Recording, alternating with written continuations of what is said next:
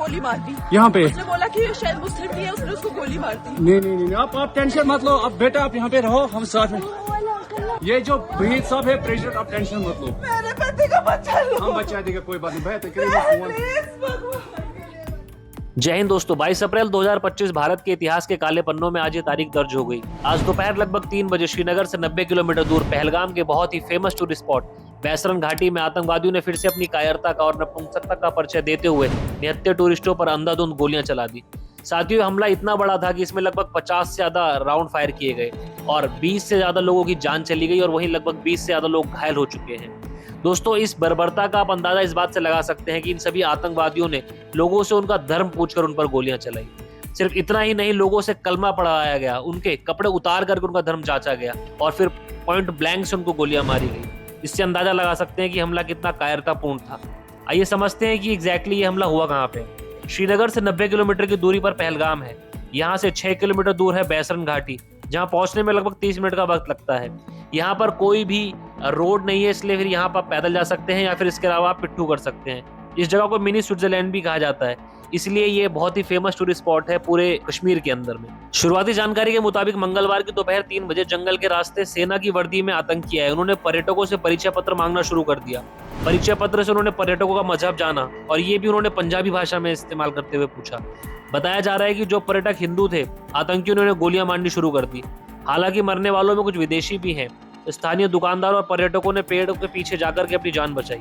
इस कायरतापूर्ण और बर्बरतापूर्ण हमले की जिम्मेदारी आतंकी संगठन द रेजिस्टेंस फ्रंट ने ली है। टीआरएफ आतंकी संगठन लश्कर ए तैयबा का सहयोगी संगठन है। पाकिस्तान में बैठा शेख सज्जाद गुल टीआरएफ का प्रमुख है और टीआरएफ की कहानी साथियों 14 फरवरी 2019 को पुलवामा हमले के साथ ही शुरू होती है। ऐसा कहा जाता है कि इस हमले से पहले ही आतंकी संगठन ने घाटी के अंदर अपने पैर पसारने शुरू कर दिए थे।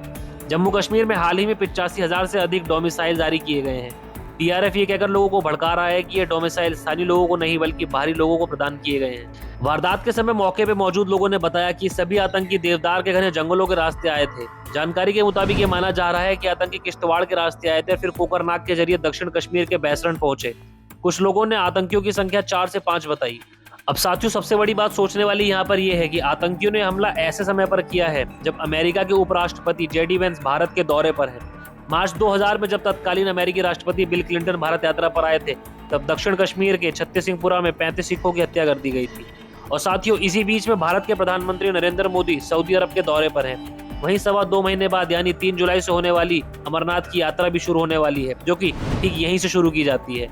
तो साथियों, इस समय में ये बहुत क्रूशल टाइम है पहलगाम और उसके आसपास के इलाके के लिए, और इस बीच में एक ऐसी घटना को अंजाम दिया गया है जो शायद आने वाले समय में एक बहुत ही बड़ी दिक्कत क्रिएट कर सकती है जम्मू कश्मीर के लिए। साथियों, इस हमले के कुछ घंटे के अंदर ही भारत सरकार और भारतीय सेना तुरंत एक्शन में आ गई है। भारत के गृह मंत्री अमित शाह ने लगातार हाई लेवल मीटिंग्स बुलानी शुरू कर दी हैं और हमले के कुछ घंटे के अंदर ही वो श्रीनगर पहुंच चुके हैं, जहां पर कल वो इस हमले में घायल हुए लोगों से मुलाकात करेंगे।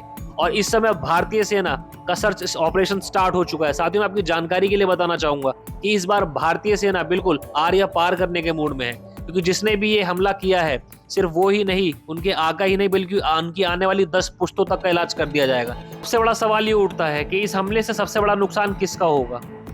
उन लोगों का जो टूरिस्ट के तौर पर कश्मीर घूमने आते हैं, या फिर उन लोगों का जो कश्मीर के अंदर इन्हीं टूरिस्ट की वजह से रह पा रहे हैं, अपना गुजारा कर पा रहे हैं, अपनी रोटी कमा पा रहे हैं, इस टूरिज्म से ही अपने स्टेट को डेवलप कर पा रहे हैं। साथियों, ये हमला किसी भी टूरिस्ट पे नहीं हुआ है, ये हमला हुआ है कश्मीर के फ्यूचर पे, ये हमला हुआ है कश्मीर के लोगों के भविष्य पे।